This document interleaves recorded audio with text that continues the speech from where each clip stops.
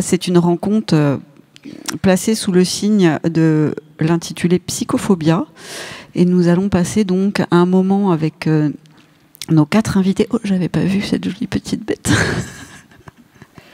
Avec nos 4 invités, et je commencerai tout au bout là-bas avec Christophe Siebert, qui est là pour plusieurs de ses romans et notamment les chroniques du Merdvegorod, à peu près. Hein. De mieux en mieux. Chaque année, c'est mieux. Ouais, c'est à force de le lire, de le voir, de le prononcer. Serge Lehmann avec nous pour plein de choses, un travail de critique, d'anthologiste, d'auteur, de scénariste, et puis qu'on peut lire tout récemment dans Vega et puis dans Saint-Elme également. Karine Renberg qui est là pour Meute, un roman paru aux éditions Actu SF. Et puis Sylvain Forge pour plusieurs livres déjà, le dernier étant Sarah, dont on reparlera, mais on parlera aussi sans doute des précédents. Et vous les retrouverez à la fin de la rencontre en dédicace également. Et nous allons donc parler avec vous aussi, les fous du dimanche matin à 9h, nombreux. C'est super de vous voir là. Le dimanche du changement d'heure. Oui, mais on gagne dans ce sens-là, ça va. C'est presque trop facile. De la monstruosité, du monstre, de la folie et du crime. En réfléchissant à ce sujet, qui est assez vaste. Je pensais, moi, à un film pour nous amener dans cette discussion et sur cette figure du monstre et du fou. Je pensais au Silence des agneaux parce que il est assez pratique pour parler de ce thème, puisque le Silence des agneaux, je pense que bon, tout le monde voit le film et le roman de Robert Harris, mais il repose sur 2 personnages de monstres, de tueurs. L'un qui est Hannibal Lecter, qui est sans doute la figure qui l'emporte dans l'imaginaire, puisque c'est, alors lui pour le coup, c'est le monstre qui est même représenté un moment sur une estrade, que Clarisse vient rencontrer, vient interroger, qui est le pur sadique, probablement, sauf si quelqu'un a une autre vision d'Hannibal Lecter. Mais il y a un deuxième tueur aussi, qui est celui qui tue les femmes, qui les dépaisse et qui prend leur peau parce qu'il veut être une femme et il veut se construire un habit féminin avec tout ça, et qui est présenté d'une façon un petit peu différente, c'est-à-dire que lui, il y a des motivations sociales également à son geste. Je ne dirais pas tout pour ceux qui n'ont éventuellement pas encore vu le film ou le livre, mais on a 2 approches là déjà du monstre et de la folie qui imprègnent la littérature et le cinéma également.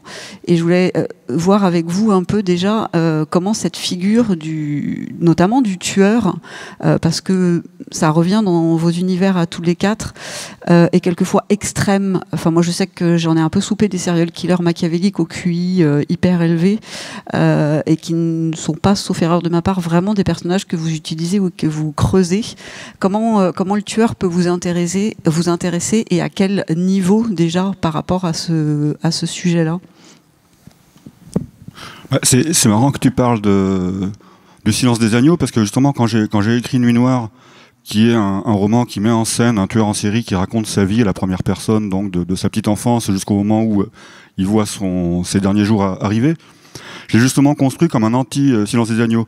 Parce qu'à l'époque, effectivement, il y avait pas mal de fiction, que ce soit en livre ou en film, qui mettaient en scène des tueurs en série très bien habillés, très intelligents, qui écoutaient du bac, etc., qui séduisaient leur entourage. Et je trouvais ça à la fois assez peu réaliste et surtout assez crapuleux, parce que je vois pas bien l'intérêt de prendre cette figure pour en faire une sorte de super vilain ou de super-héros du mal très charismatique. Et donc j'ai construit par opposition un tueur en série qui est à la fois totalement réaliste, c'est-à-dire qu'il est con, il est violent, il est bourré de préjugés très bas de plafond, et évidemment extrêmement violent, et ce qui produit un bouquin que beaucoup de lecteurs jugent insoutenable. Et c'était le but évidemment. Mais pour en revenir au Silence des agneaux, c'est vrai que ta présentation me fait penser que en fait le vrai personnage, enfin Hannibal Lecter sert de catalyseur en fait, et les fous c'est plutôt les autres, c'est-à-dire qu'il y a Buffalo Bill, Clarice Starling et son patron, je me souviens plus comment il s'appelle. Crawford, non ? Crawford, ouais, merci. qui ont tous les trois leur folie intérieure qui est catalysée en fait par ce personnage de lecteur qui du coup devient un non-personnage, devient une espèce de pivot autour duquel chacun se révèle. Et c'est peut-être ça qui rend le bouquin plus intéressant davantage que la figure de lecteur qui est un peu, qui est pour moi sans réel intérêt. Alors d'abord, avant Le Silence des Agneaux, Harris avait fait un premier livre qui s'appelait Dragon Rouge, qui est peut-être moins grand public, mais à mon avis qui est meilleur, d'abord parce que c'est son premier sur cette série. Et puis dans Le Silence des Agneaux, dans Dragon Rouge c'est déjà amorcé, mais dans Le Silence des Agneaux, Lecter et après encore plus sur Hannibal, ça devient un personnage positif en fait. C'est-à-dire qu'il protège Clarisse, il ne s'attaque finalement, nous, ce qu'on voit qu'à des pourris qu'il venge ou auquel il rend la monnaie de sa pièce. Donc c'est presque un personnage on le voit jamais vraiment. On n'a jamais eu accès à Hannibal Lecter à ce moment-là de l'histoire tel qu'il était avant, c'est-à-dire un pur tueur sadique. Nous, on a plutôt affaire à une sorte d'homme que le contact avec Clarice Starling rachète d'une certaine manière. C'est-à-dire qu'il l'apprend, il l'admire, on se demande même s'il n'est pas amoureux d'elle. En tout cas, on sait qu'il la tuera jamais, qu'il l'agressera jamais. D'ailleurs, il le lui dit, elle n'a jamais peur de lui vraiment à la fin. Il lui sert de psychanalyste. Le Silence des Agneaux, c'est quand même la remontée vers son traumatisme à elle. Et puis surtout, il conseille la police. C'est-à-dire qu'il utilise ses propres déviances comme un miroir qu'il présente aux flics en disant « moi j'aurais fait ça, il fait peut-être ça ». Bon. Donc c'est un personnage très ambigu, Lecter. C'est une sorte de fantomas qui serait passé du côté du bien. Plus intéressant peut-être, enfin en tout cas différent, et peut-être plus proche du thème, dans Dragon Rouge aussi bien que dans Le Silence des Agneaux, est la figure du tueur, alors non plus en génie du mal, mais en possédé. Dans Dragon Rouge en particulier, il y a une scène qui est extraordinaire, qui est la scène où le tueur va dans un grand musée à New York et obtient de consulter une planche originale de William Blake qu'il mange. La planche qui représente un dragon rouge, parce qu'il s'approprie les pouvoirs qu'il prête à cette image. Ce qui n'est pas si loin de la figure du tueur dans Le Silence des Agneaux qui revêt des costumes de femme. C'est une manière et tous les deux sont au fond présentés à la fin comme des victimes. Robert Harris les rachète aussi auprès du public. Il y a un très beau passage dans Dragon Rouge où le flic qui a été mutilé par Lecter et qu'on vient chercher pour faire l'enquête, quand il enquête, à la fin qu'ils ont identifié ce personnage qui est traumatisé par sa mère, etc., a un commentaire du type au fond de moi, je pleure pour lui, je le plains, mais mon travail, c'est de l'anéantir. Voilà. Et il y a une disjonction entre les affects humains du flic et sa mission sociale, on va dire. Et donc, c'est finalement la folie et la psychose, puisque c'est un peu présent dans notre intitulé, se manifeste sous des formes diverses, c'est-à-dire que Lecter est du côté du bien, finalement, il aide les flics. Et le tueur lui-même est une sorte de victime, dans les deux cas, Dragon Rouge et Le Silence des Agneaux. Et finalement, les vraies grandes figures de pourri, c'est le directeur de l'asile psychiatrique qui exploite sa notoriété, qui essaie de construire sa carrière. Bon. Donc finalement, quand on décompose un tout petit peu l'usage de la psychose qui est fait dans ces livres et dans la figure du super tueur, c'est beaucoup plus ambigu et nuancé que ça. Et c'est peut-être parce que Robert Harris est quelqu'un de très intelligent. Karine et Sylvain, vous vouliez intervenir ou... C'est comme vous voulez, hein, sur cette figure du tueur, enfin surtout du tueur très, très excessif. Il y a une chose qui est assez frappante, c'est que la figure du tueur en série, elle est quand même assez incontournable dans le milieu du thriller et du polar, qui est un genre dans lequel j'écris depuis quelques années. Voilà, c'est très difficile de ne pas tomber sur un tueur en série lorsqu'on choisit un roman, un thriller dans une librairie. Je pense que si le tueur en série est aussi présent dans les récits, dans les romans policiers, etc., c'est aussi, pas que, mais c'est aussi en raison des facilités narratives que ce type de personnage procure à l'auteur. C'est-à-dire que le principe d'un thriller, c'est que vous devez créer du suspense, vous devez relancer l'intrigue, vous devez faire des coups de théâtre, et quoi de mieux que des cadavres qui vont, si vous voulez, s'accumuler.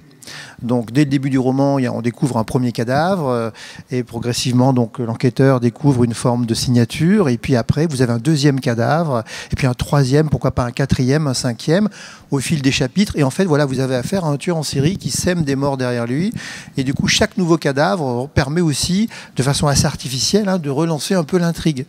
Donc c'est voilà, pour un auteur débutant par exemple qui veut écrire un roman policier, mettre un tueur en série, c'est s'accorder une petite facilité dramaturgique avec donc cette possibilité de relancer l'intrigue par l'accumulation de morts.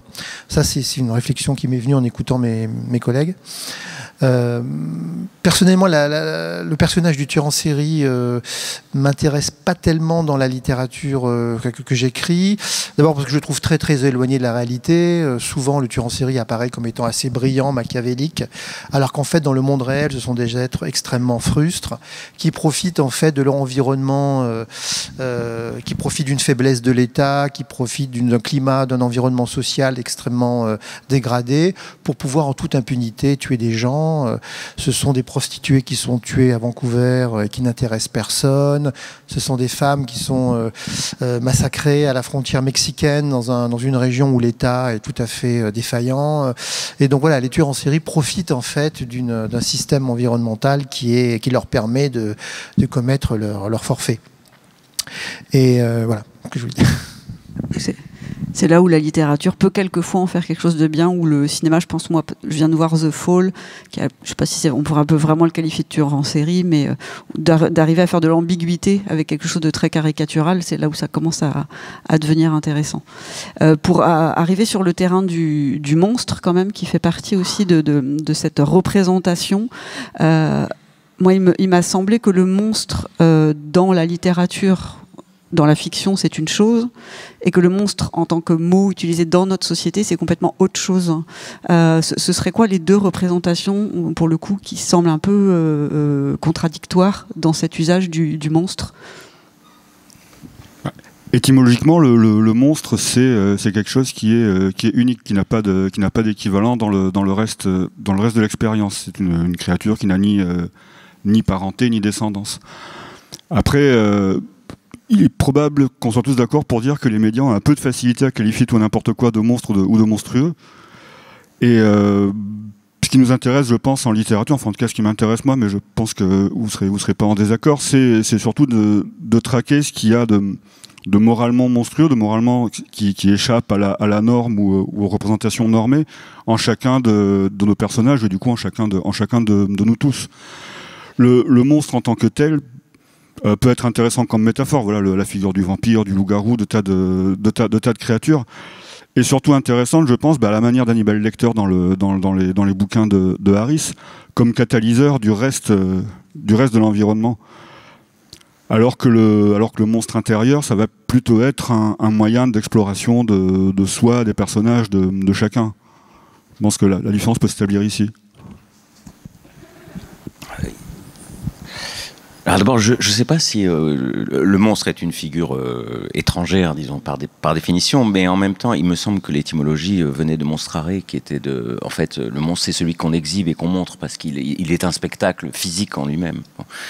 Après, il y a le monstre moral, effectivement. Moi, j'ai pas utilisé tellement de figures de tueurs en série, mais j'ai utilisé une figure classique du monstre absolu, qui est le docteur Mabuse, et par métaphore, l'hitlérisme qui se cache derrière. Et puis, en réfléchissant au thème de ce matin, j'ai réalisé que d'un seul coup, l'actualité était depuis 6 mois occupée par un chef d'État qui a des propos et des actes monstrueux réellement, à propos duquel on n'emploie pas le terme de monstre, mais qui est quelqu'un capable d'expliquer que le président juif de l'Ukraine est un nazi, c'est-à-dire qui est capable d'accuser en permanence ses ennemis de ses propres forfaits, et sur lequel on passe son temps à s'interroger sur sa rationalité. On dit, ah, mais il est fou, il est psychotique, et puis d'autres qui disent, non, il est parfaitement cohérent à l'intérieur de son système de pensée.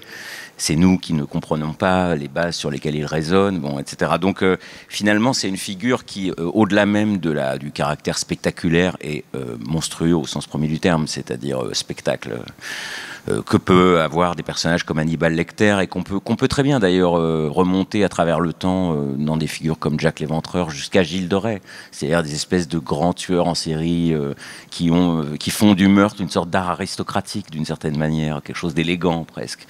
Il y a aussi cette figure du génie du mal qui nous occupe tout le temps là depuis 6 mois, qui commet des milliers de morts réellement.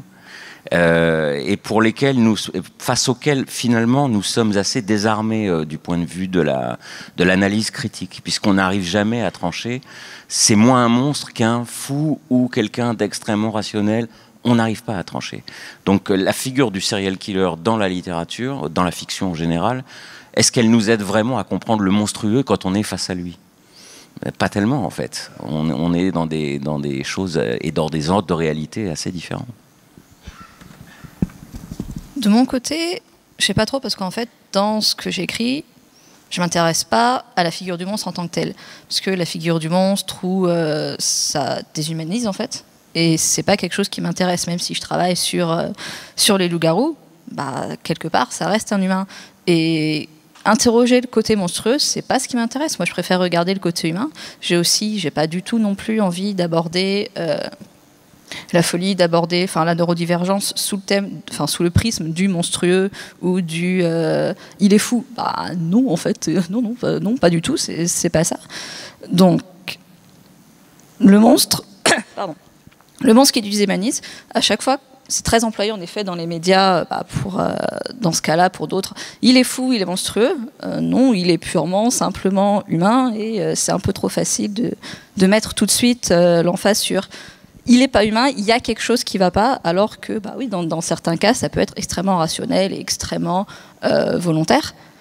Alors que, à l'inverse, quand on déshumanise généralement des gens ou des populations, c'est pas ceux qui vont être les plus oppresseurs. C'est souvent l'inverse, en fait.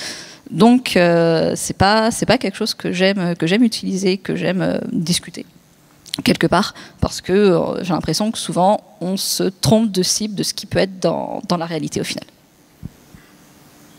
Oui, c'est tout à fait ça. C'est la mise là, on en arrive à la mise à distance, justement. Ça ne peut pas nous concerner. Le monstre n'a rien à voir avec nous, et nous sommes les gens probablement bien, normaux, sains, et qui ne feront jamais ces choses-là. Pas forcément.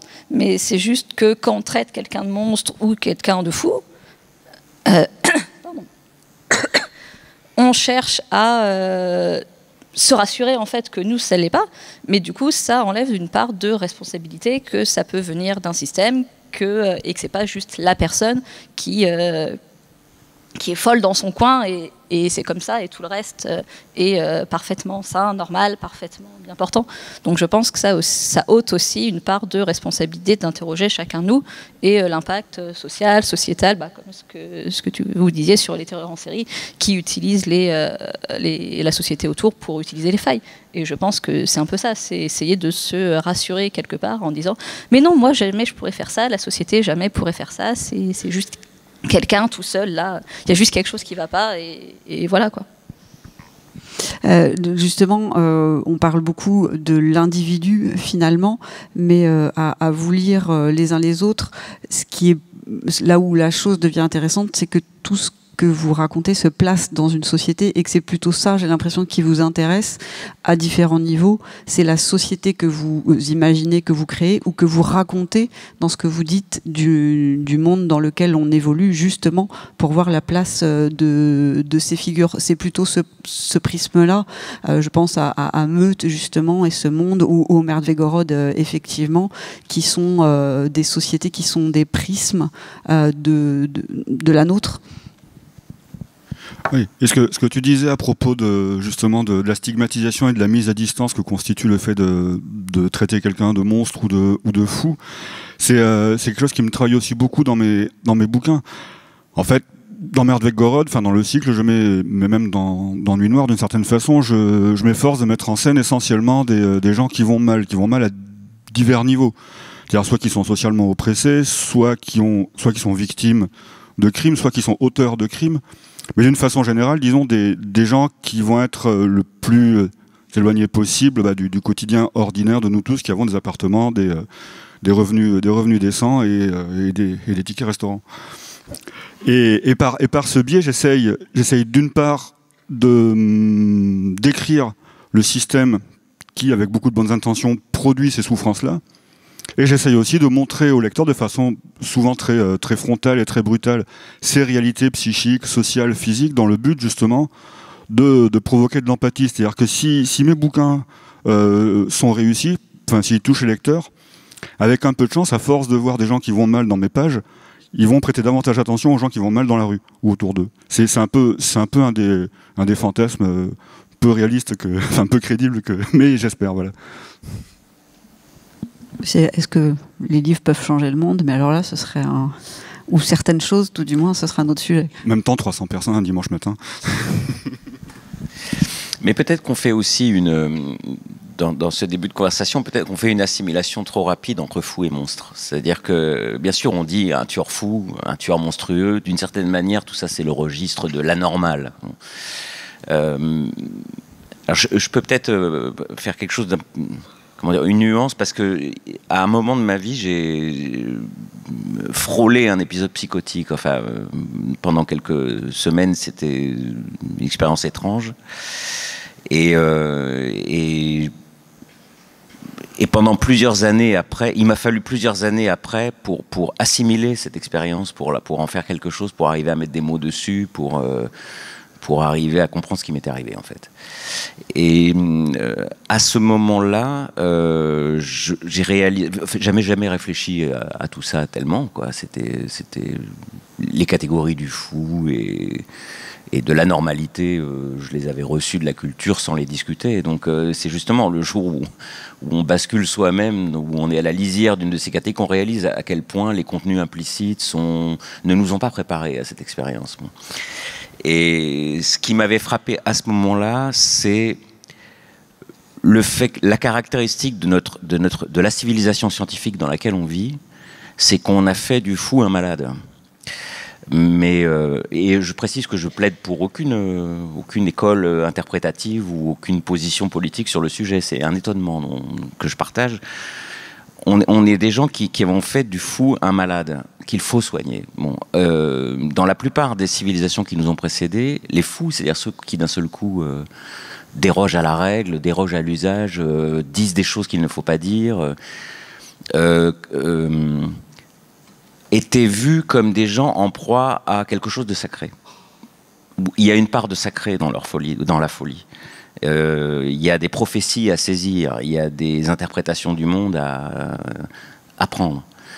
Dans toutes les civilisations qui nous ont précédés, celui qui, à la moitié de sa vie, abandonne tout pour partir à la recherche de la vérité, de lui-même, de son destin, etc., était considéré comme un sage.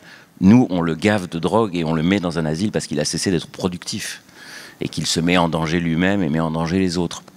Donc, c'est intéressant de se dire que hors de la figure du serial killer ou du monstre oppresseur, etc., le fou, nous le prenons implicitement pour quelqu'un de malade qu'il faut aider et qu'il faut guérir, alors que les processus à l'œuvre dans la psyché d'un individu qui est en train de basculer dans la psychose, dans la folie, en tout cas de sortir, disons, de la vie courante, pourraient très bien être interprétés différemment.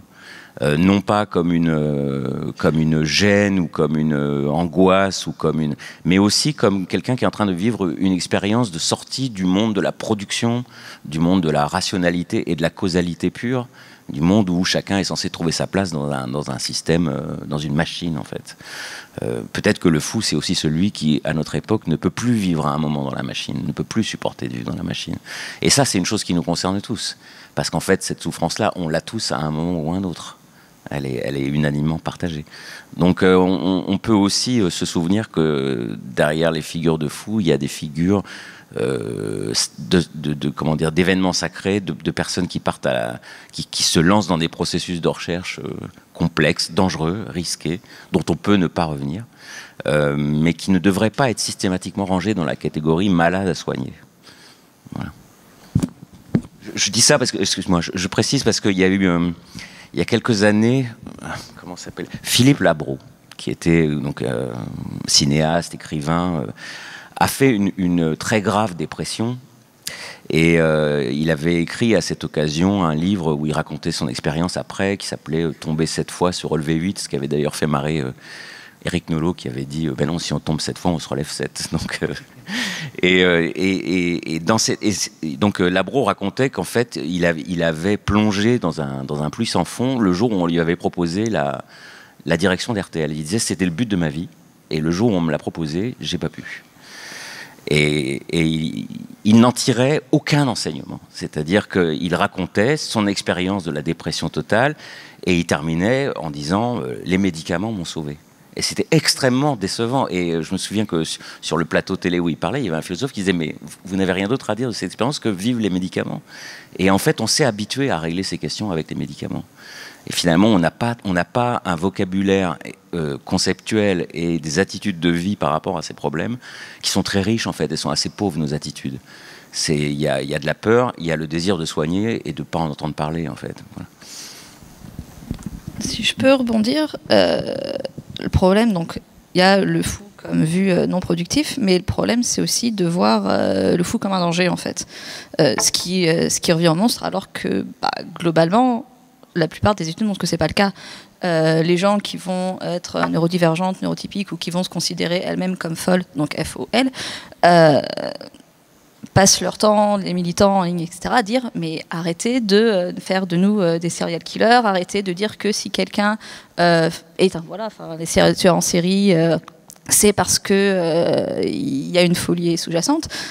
Il y a vraiment cette idée que la folie mène forcément à être dangereux, qui est extrêmement valorisé, mise en avant, on va dire plutôt, par les médias, par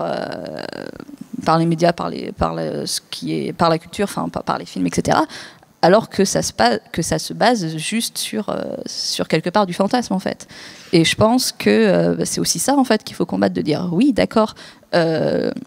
Le fou est vu comme maladie, mais le fou est vu comme dangereux, et il est plutôt là le problème en fait, de dire bah non, c'est pas le cas. Et pour moi, c'est ça l'intitulé de la conférence et du texte introductif, c'est dire bah oui, enfin il peut y avoir de la folie, il peut y avoir la neurodivergence, de la neuroatypie. C'est pas pour ça que les gens sont à enfermer et à considérer comme au secours, il va me tuer dans la rue en fait. Bah non, les 3/4 du temps, c'est pas ça, et c'est même plutôt l'inverse.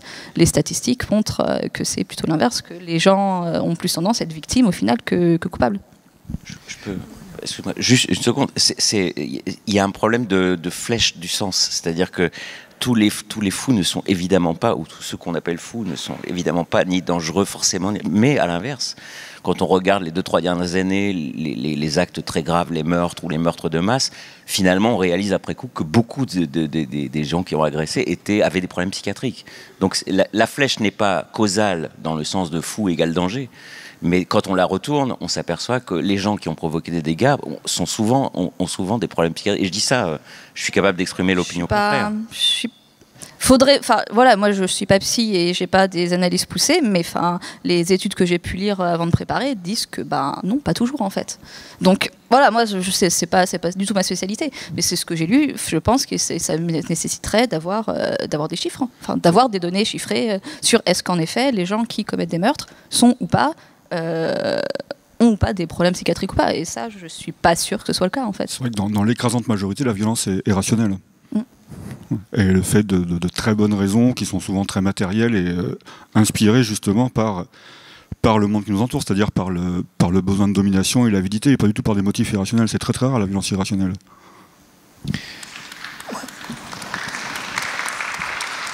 On vous laissera bien sûr l'occasion de répondre tout à l'heure. Je ne vous oublierai pas. Il y a aussi l'idée que, je reviens sur la figure du monstre, là on a la folie, le monstre, le criminel, c'est une sorte de triangle. Bon, c'est vrai que c'est quand même vrai, le monstre est toujours quand même le reflet de la société, et c'est aussi un peu notre reflet à nous. J'ai pensé à l'exemple du docteur Petiot par exemple, qui était à la fois un tueur en série, mais qui tuait aussi donc des femmes, on le sait, mais aussi beaucoup de personnes d'origine israélite, qui lui étaient confiées parce qu'il s'était fait passer pour un passeur, et qui en fait il les égouillait il les faisait brûler dans son four.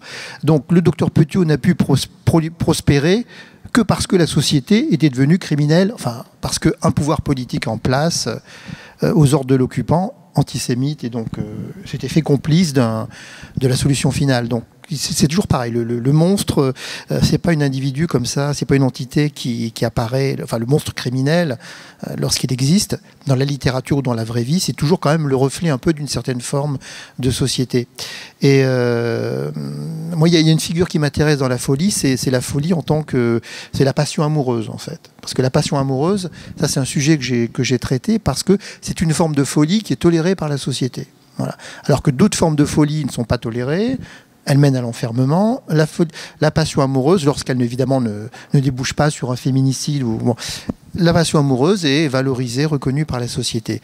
Et ce qui est inquiétant, c'est que moi, ce qui m'intéresse, c'est de voir comment dans ce monde numérique qui est le nôtre, on a à la fois des systèmes de surveillance, des entités numériques qui sont un peu notre reflet, et comment tout cet univers, ce cyberespace, en fait, est en train de nous transformer, à la fois de transformer notre reflet à nous, la perception qu'on a de la façon dont on s'aime, et aussi comment ça peut aussi créer des monstres.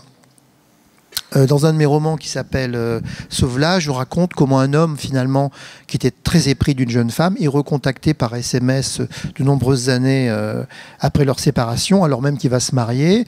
Et finalement, il découvre que cette femme est décédée depuis un certain temps et qu'elle communique avec lui avec un chatbot, un robot conversationnel, dopé à l'IA, qui en fait a été entraîné pour discuter avec lui et lui donner des indices pour l'aider à retrouver sa fille. Bon. Et en fait, l'idée du roman en fait, sous-jacent, c'est: est-ce qu'on risque pas de retomber amoureux à discuter avec une personne qu'on a beaucoup aimée et qu'on n'a jamais oubliée en parlant dans une machine finalement? Est-ce qu'il n'y a pas un risque qu'on garde ce téléphone dans son grenier, qu'on fasse sa vie conjugale ordinaire, mais que de temps en temps, on s'envoie un petit shoot extra-conjugal en reprenant une discussion amoureuse avec une entité qui, elle, nous aime comme au premier jour et qui, jusqu'à la fin des temps, va être capable de nous répondre et entretenir avec nous une conversation amoureuse. Ce qui renvoie aussi à la question des intelligences artificielles, qui sont en fait des entités de plus en plus prégnantes dans notre société et qui sont formées à partir de data qui sont en fait souvent des échanges sur les réseaux sociaux. Or, on sait que sur les réseaux sociaux s'y expriment principalement des gens qui sont en colère, qui sont revendicatifs, qui ont une tendance à un peu noircir les choses, avec des algorithmes qui les enferment dans des bulles où les gens les plus ultras finissent par dialoguer en permanence entre eux et donc à se monter le beau bichon. Ce qui fait que lorsque quelqu'un lance une fatwa ou appelle au meurtre, et ben, tôt ou tard, il y a un type qui va dire bah oui, moi je veux bien aller décapiter, égorger un tel ou un tel. Et du coup, le problème, c'est que ces IA qu'on est en train de former, on les forme à partir de conversations qui sont haineuses en fait. Et tous les exemples qu'on a vus sous Twitter, etc., de lancer comme ça des IA. Alors il y en avait une qui était, ça a été fait aux États-Unis, ça a été fait en Corée. Vous retrouverez les exemples facilement. Et ben en fait, en quelques heures, on a des IA qui sont devenues complotistes, sexistes, phallocrates, tout ce que vous voulez. Enfin, les pires reflets de notre société. Et donc d'où tout le problème aussi, c'est que les monstres de demain, ce seront peut-être des monstres numériques qui sont en fait tout simplement notre reflet, qui sont la pire part de nous-mêmes.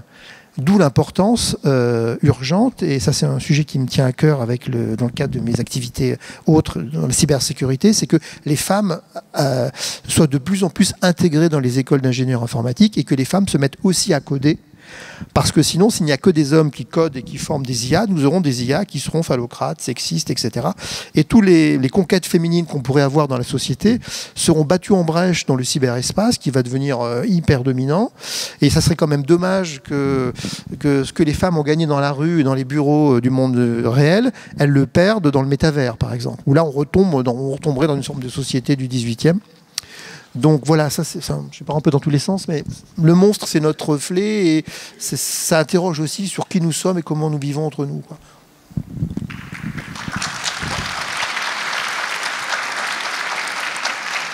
Je crois que ce qui était assez clair, c'est que le problème dans ce genre d'intitulé, c'est qu'on met beaucoup de choses en même temps et que de rapprocher monstre, enfin folie et crime va tout de suite biaiser les choses. Et effectivement, c'est le sens de la flèche qui compte et l'introduction de la rationalité est importante justement. Puis on connaît toute la problématique des expertises ensuite. On en entend assez parler en ce moment. Et justement, cette question, moi je trouve qu'elle est intéressante sur votre position morale et votre responsabilité justement en tant que créateur dans ces représentations-là. Christophe, justement, du fait de parler de la rationalité, c'est forcément, enfin c'est peut-être pas forcément, mais est-ce que justement la représentation que vous allez donner est présente à votre esprit dans les histoires que vous allez raconter, puisque justement vous êtes assez une bonne incarnation de cette subtilité, je trouve, à poser ces problèmes-là de l'altérité et de la norme. Alors, déjà, en tant qu'auteur de fiction, je me sens aucune responsabilité que ce soit, à part de raconter de la façon la plus juste et la plus exacte possible les histoires que j'ai à raconter, et donc de suivre mes narrations et mes personnages là où doivent me mener. Après, évidemment, je suis aussi un être humain dans le monde réel, et je pense que ce que j'écris, plutôt qu'être le reflet d'une responsabilité ou d'une position morale, est plutôt le reflet de mon expérience intime, de ce que j'observe, et parmi ce que j'observe, il y a des choses dont j'ai davantage envie de parler que d'autres, et peut-être qu'effectivement ça confère à mes textes, qui n'en demandaient pas tant, une éventuelle portée morale. C'est-à-dire que si je choisis de parler des clochards, des prostituées, des gens assassinés, des gens qu'on enferme, des gens qui d'une façon ou d'une autre sont mis au banc de la société, et que je choisis aussi de ne pas parler des gens qui ont 3 000 euros chacun de revenus et qui ont des problèmes de divorce et d'adultère, c'est effectivement probablement... ça devient un choix moral et un choix politique, mais au départ, c'est avant tout le reflet de ce que j'observe autour de moi et de ce que j'observe peu en littérature. Donc j'essaye d'introduire dans la littérature que je fabrique un petit peu de ce que je vois dans le monde qui m'entoure. Mais je me fixe pas de responsabilité ni de but pour autant, à part celui dont je parlais au début, qui est si je peux créer chez mes lecteurs et mes lectrices un peu plus d'empathie, ma foi, c'est pas si mal. Dure question. Je dirais que si j'ai une responsabilité, ce serait un peu, je sais plus, c'est Sermon d'Hippocrate qui dit d'abord ne pas nuire. Je crois, je sais plus, j'ai un trou. Ce serait peut-être ça en fait, la responsabilité que je me fixe moi. C'est-à-dire, ok, je peux raconter des choses, je peux potentiellement tuer des gens, je peux avoir des mercenaires qui vont tuer des gens parce qu'ils n'ont pas le choix, mais je vais essayer de pas traiter mes personnages de manière respectueuse, tout comme je traiterais un humain de chair et d'os de manière respectueuse. Donc ça veut dire pas faire de psychophobie malgré moi, ou d'essayer de pas le faire du moins, parce que bon, après on a tous des biais et des tâches sombres qu'on voit pas forcément. Mais ouais, ce serait cette idée d'essayer de traiter bien les choses, de pas avoir des problèmes racistes qui vont surgir ça et là. Donc c'est pour ça que j'avais utilisé par exemple un sensitivity reader, d'essayer de me renseigner sur les différentes problématiques que je vais aborder pour ne pas essayer de pas trop raconter de bêtises et d'offenser tout le monde alors que c'est pas l'idée. Après, voilà, c'est ma responsabilité à moi, mais j'ai pas forcément de posture morale où je cherche pas à apporter la sagesse à mon lectorat. C'est pas mon but. Moi, j'écris avant tout pour m'amuser et pour éventuellement que les lecteurs s'amusent. Mais oui, ma responsabilité à moi, c'est de traiter les choses aussi respectueusement que je peux, tout en restant humaine, quoi. Alors c'est vrai que c'est difficile, par exemple, dans le monde du polar, d'écrire un roman policier sans s'intéresser à la société et sans glisser vers une sorte d'analyse de ce qui ne va pas, avec l'envie d'en faire le reflet. Bon, il y a un truc quand même il y a une technique d'écriture bien connue qui est que tout le monde a ses raisons, en fait. Et c'est vrai que je pense que l'idéal, ça serait un roman qui aborderait un thème. Dans mon dernier roman, par exemple, je parle de l'insécurité à Nantes et d'un maire populiste qui se fait élire uniquement en basant son programme sur la sécurité, qui installe donc des caméras dans la ville, dopées à l'intelligence artificielle. Donc Nantes devient une sorte de super de Nice ++, avec des caméras à la chinoise qui sont capables comme ça de mettre fin aux manifestations dès le début. Donc plus de saccage en centre-ville, plus d'individus cagoulés, plus d'insécurité. Et donc on se dit, bon, alors là le thème qu'on va développer, c'est les smart cities, les safe cities, et ces technologies chinoises qui sont en train, dont on se fait le lobby auprès de l'Association des maires de France, etc., qui commencent à infuser dans la société. Et avec l'idée de se dire, bah tiens, il y a les Jeux Olympiques qui arrivent, donc c'est le moment de revenir sur le sujet en disant, vous avez vu ce qui s'est passé au Stade de France, le grand ratage du Stade de France, on va quand même pas tolérer que la France se ridiculise en organisant les futurs Jeux Olympiques. Il y a la Coupe du Monde de rugby en 2023, donc il faut se doter maintenant d'outils modernes.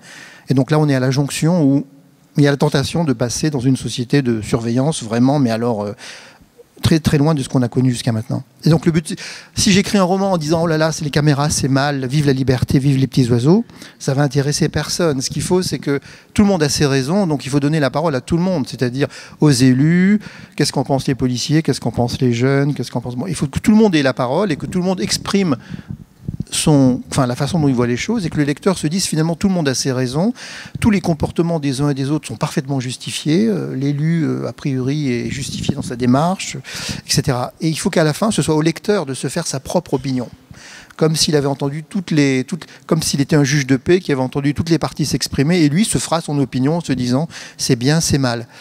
Et parfois, ça crée quelques incompréhensions. Dans le Vallon des Parcs, j'écris... c'était l'histoire d'une enquête policière durant le régime de Vichy, en 1943, où justement des policiers enquêtent sur un tueur en série, et des journalistes m'avaient dit « Ah, mais vous avez quand même... on voit que vous avez tenté de réhabiliter Bousquet, par exemple. Vous avez réhabilité certaines figures de la collaboration. » Et je disais, bah non, pas du tout. Simplement, il faut bien comprendre que dans un roman historique, le personnage n'est pas en avance sur son temps. Et en 43, un mec en 43, il pense que l'Allemagne a gagné la guerre, que le débarquement c'est très très loin, très hypothétique. Et donc il se dit, bah voilà, les Allemands sont là pour longtemps, donc j'essaie de faire mon travail. Et à ce moment-là, il y a une figure politique qui dit, on va mettre fin aux polices secrètes, on va revaloriser les brigades du Tigre en leur redonnant toute autonomie. Un policier à cette époque-là, il peut que dire, formidable, j'applaudis. Après, évidemment, tout ce qui s'est passé de dramatique après, ils ne le savent pas encore. C'est souvent ce qu'on ne voit pas dans les films. Dans Le Nom de la Rose, quand vous voyez Guillaume de Baskerville, ce moine qui est déjà une sorte de Sherlock Holmes, qui lui est très en avance sur son époque. C'est un visionnaire, c'est un amateur de science, etc. Il sort complètement du lot au milieu de ses pairs, qui sont tous un peu des grenouilles de bénitier. Mais est-ce que c'est vraiment un personnage crédible? Il y en a eu, bien sûr, mais la plupart du temps, les gens vivent en même temps que leur époque et ils ne voient pas au-delà de leur époque. Donc c'est important, voilà, un roman, il faut arriver à tout. Personne n'est vraiment méchant, par exemple, dans la vraie vie. Ça veut rien dire, un méchant. Personne ne se croit méchant. Je suis persuadé que quand Poutine se regarde dans la glace le matin, il n'est pas en train de se dire mon beau salaud, t'es vraiment un bel enfoiré. Personne ne se dit je suis le méchant de cette histoire. Même Hitler était persuadé d'être dans son bon droit et de faire quelque chose qui était tout à fait bien pour l'Allemagne et pour les siècles à venir. Donc quand des parents mettent leur enfant en pension parce qu'ils pensent qu'il sera dans un meilleur environnement qu'à la maison, parce que le couple est en train de se déchirer, le gamin vit ça comme une grande injustice, mais en fait les parents sont persuadés de faire ça pour le bien de leur enfant. Donc il faut aussi que dans un roman, le méchant, il faut que ses actes soient justifiés. Il faut qu'il ait un code moral qui lui est propre, qui peut nous révulser, qui est souvent totalement opposé au code moral du héros, mais il doit exister parce que dans la vraie vie, personne ne se dit oui, je suis méchant, ah là là, je suis vrai. Comme dans les contes de fées, parce que ça c'est pour les enfants. Oui, en fait chacun, c'est un peu ce que tu disais, chacun est le héros de sa propre histoire et il faut traiter chaque personnage comme tel. Le moindre passant dans la rue pourrait devenir le protagoniste d'un roman qui change d'angle. Bon, on est complètement hors sujet, mais... Non, pas tant que ça, quand même, parce que c'est une question de point de vue. Et il y a dans tout ce qui se chevauche là, on voit qu'il y a à quel point les histoires et la fiction, ce qu'elles renvoient comme miroir. Et aussi, vous faites énormément référence au monde tel qu'il nous entoure et tel qu'on le connaît. Et ce sont aussi deux choses différentes. Mais c'est vrai que pour raccorder un tout petit peu au sujet, l'idée de considérer chaque protagoniste, y compris le plus secondaire, le moins signifiant de son histoire, comme le héros potentiel de son propre récit, si on réussit son coup, ça permet aussi sans doute le lecteur s'en rend compte parce que c'est plus crédible, parce que le monde est plus riche, etc. Mais ça permet aussi de se rendre compte que dans la vraie vie c'est pareil, comme tu disais, c'est-à-dire que la boulangère qui fait la gueule, c'est pas parce qu'elle aime pas ta tête, c'est parce qu'elle a ses propres problèmes et que dans sa propre histoire tu n'es qu'un imbécile qui passe. Et ça aussi, ça génère, je pense, du coup, encore une fois, davantage d'empathie et de compréhension entre les uns et les autres. Je voulais qu'on vous passe la parole aussi un petit peu, parce que je pense que vous avez eu des réactions et peut-être des remarques sur ce que les uns et les unes et les autres ont pu dire. Donc si vous vouliez intervenir et leur renvoyer certains propos ou continuer, prolonger la discussion, est-ce qu'on peut vous faire passer un micro ? Tout d'abord, je voulais juste donner une statistique. Donc c'était publié, c'était la APA, donc la American Psychological Association dans Law and Human Behavior 2014. En gros, c'était 7,5% de crimes violents associés à des troubles psychiatriques. Voilà, je voulais juste commencer par ça. Ensuite, j'avais 2-3 petites choses à peut-être discuter.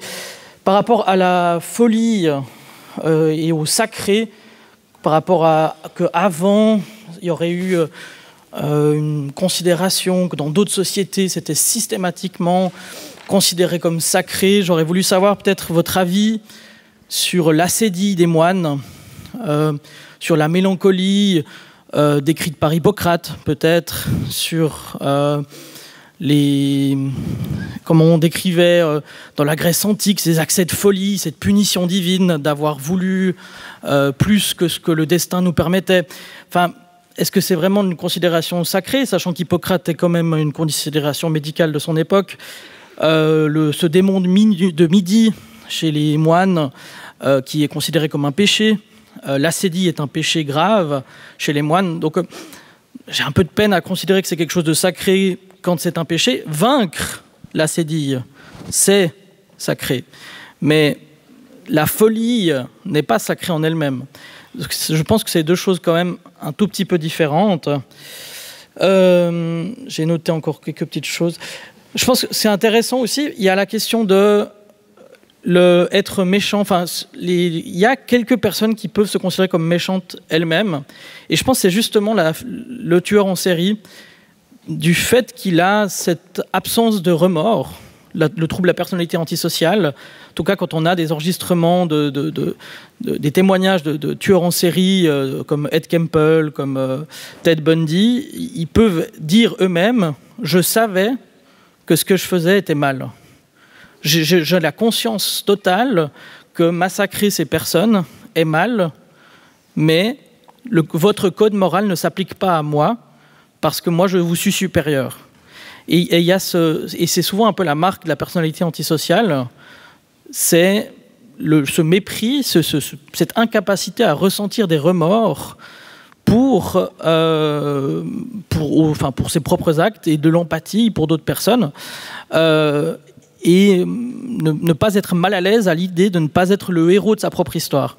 Et ça, je pense, c'est assez intéressant, c'est que un antisocial, donc le psychopathe, comme on dit des fois vulgairement, n'est pas dérangé forcément à l'idée de ne pas être le héros, en fait. Donc peut-être c'est la seule personne, seul type de personnalité qui n'est pas dérangé à cette idée-là. Je vais vous interrompre, parce qu'il y a déjà deux gros dossiers. Voilà. Je laisse le micro. Et je les laisse répondre ou enfin, se prolonger ou pas. Je réponds brièvement, puisque la question sur la mélancolie ou l'ascédie ou la part de sacré, je ne renvoie pas à un âge d'or passé où la folie aurait été placée par les anciens à sa juste place. Mais je dis que alors, le monde chrétien, c'est un peu à part, puisque tout est placé sous le signe du péché. Donc l'ascédie est un péché, c'est un état qu'il faut éviter, c'est un état de péché. L'ascédie, c'est la mélancolie des anciens transposée dans le monde chrétien, si je me souviens bien. Mais par contre, pour les gens d'avant l'Empire romain chrétien, pour les païens, la réflexion sur la mélancolie, en particulier ce qui s'appelle le problème 30, c'est-à-dire la relation de ce qu'on appellera plus tard les humeurs noires, et le fait que l'humeur noire gouvernée par Saturne, c'est un état de mélancolie. Mélanos, c'est le noir. La mélancolie, ça veut dire la bile noire. On pensait que c'était donc que l'être humain qui basculait dans la mélancolie était en fait placé sous le signe magique mais actif. C'est pas de la magie pour nous, c'est la magie des anciens. Sous le signe de l'influence de Saturne, et donc entrait dans un monde mental et dans un système de comportement qui relevait au sens propre de la mélancolie, de la dépression, etc.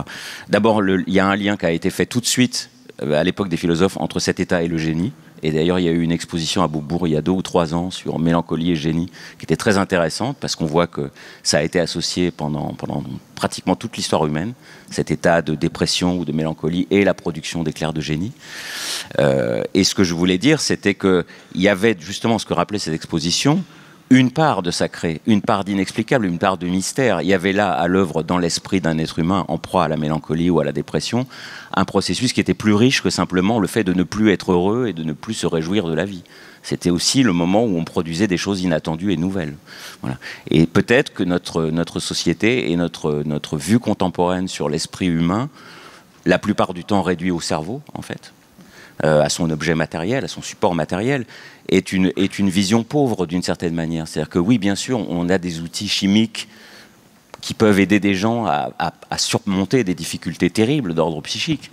Mais en échange de ce soutien matériel, on a peut-être perdu de vue ce que ces états peuvent aussi avoir d'extraordinaire et de grands moments de création. Ce qui n'est pas une manière de les idéaliser, mais de rappeler qu'elles ont un autre contenu que simplement le fait d'être handicapé socialement par un état qu'on ne contrôle pas. En un sens, la causalité s'est un peu inversée. C'est-à-dire qu'on voit très bien maintenant que quand on a fait l'épreuve du génie, on a le droit d'être hors norme, d'être mélancolique ou de se comporter hors des normes sociales. Mais c'est dans l'autre sens maintenant. Il faut d'abord être Spielberg et ensuite être dépressif. Karine, je vous voyais... Non, enfin, je réagissais juste au lien entre mélancolie et créativité. Et alors, je ne sais pas à quel point c'est vraiment le cas, à quel point ça tient du mythe. Mais enfin, je sais que quand je suis totalement déprimée, moi, j'écris pas. Hein. Moi, globalement, faut que je sois. Oui, c'est vrai qu'il y a eu ce mythe du poète maudit, de l'écrivain maudit. Mais je me demande en fait à quel point, je ne sais pas s'il y a des études ou autres sur ça, à quel point c'est du mythe en fait et c'est de l'auto-promo quelque part.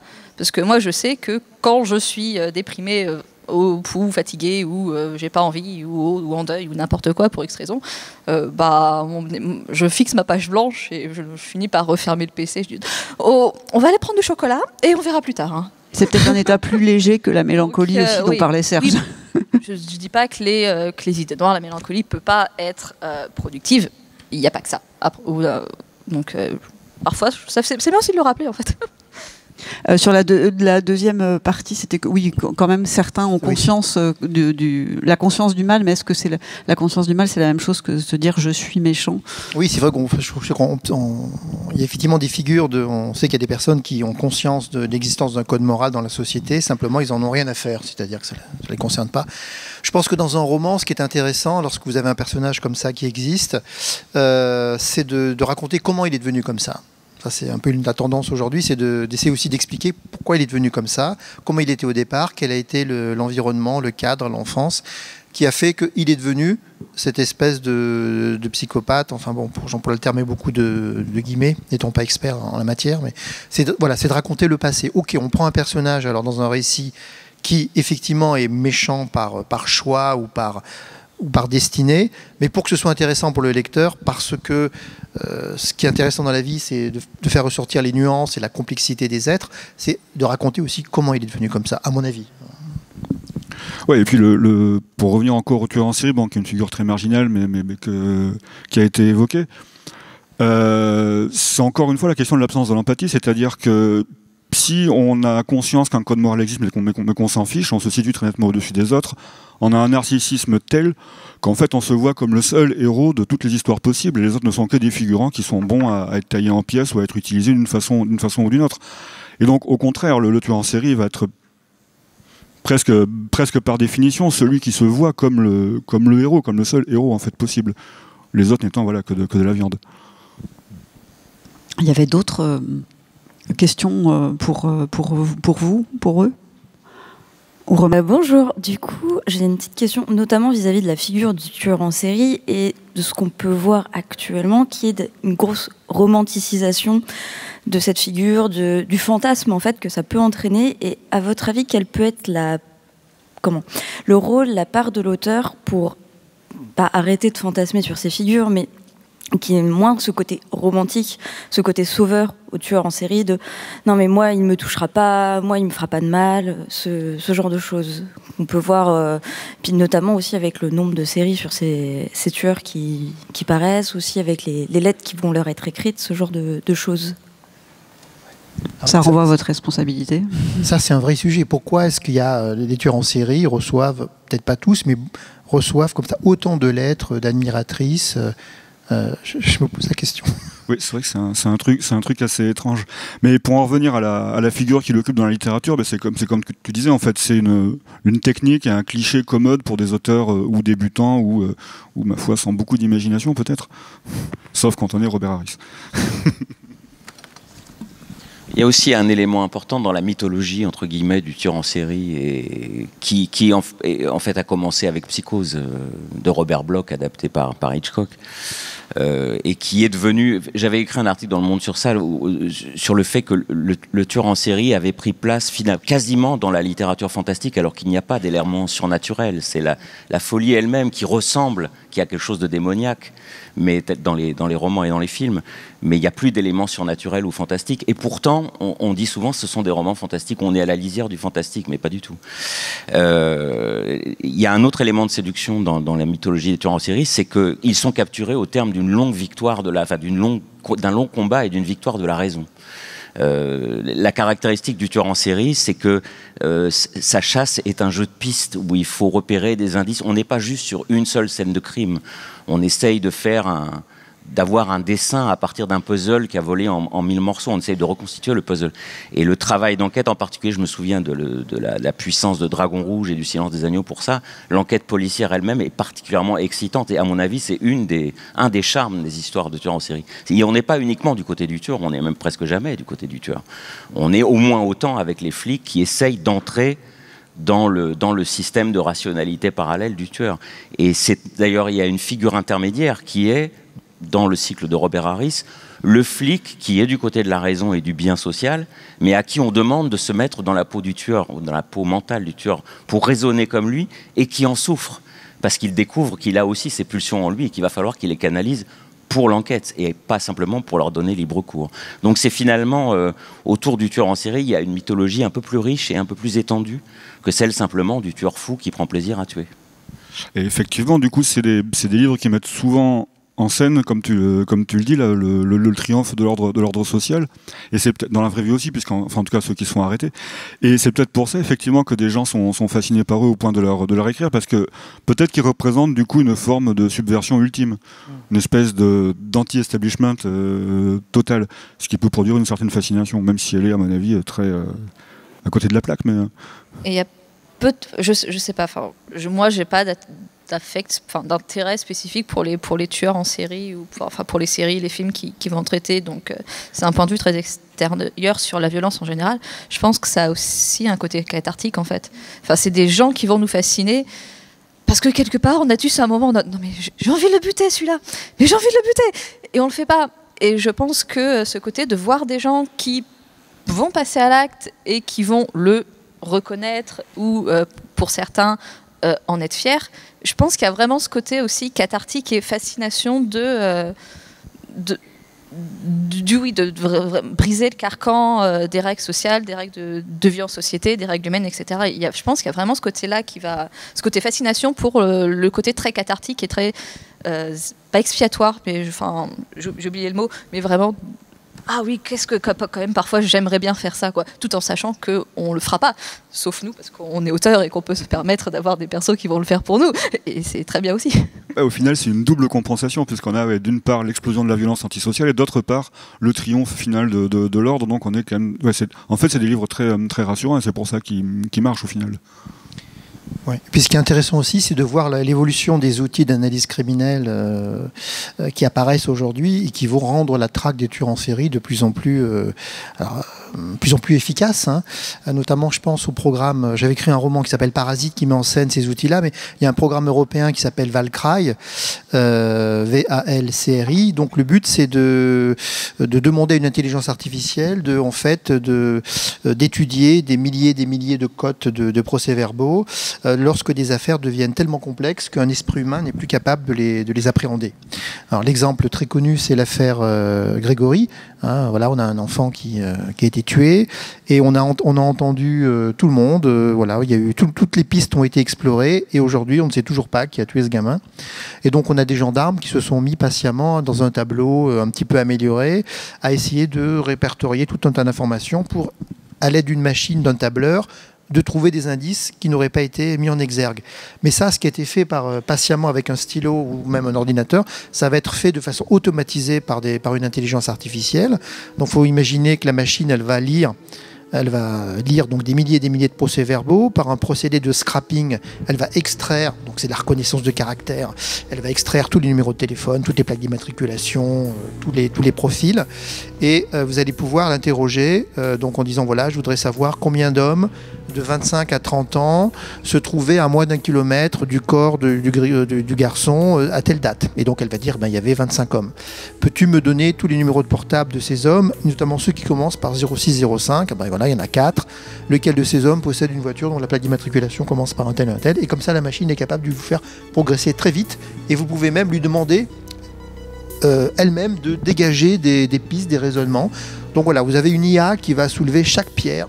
Et on n'aura plus maintenant des journalistes qui vont s'épuiser à la tâche pendant des années, comme dans l'affaire du Golden Gate, pour trouver un tueur en série, ou des enquêteurs qui vont être poussés au suicide, parce que vous avez aussi la figure des gendarmes qui se suicident dans l'affaire Émile Louis et dans bien d'autres, hein. C'est-à-dire les affaires sont tellement prenantes, tellement complexes que les gendarmes, les enquêteurs, ils laissent leur santé.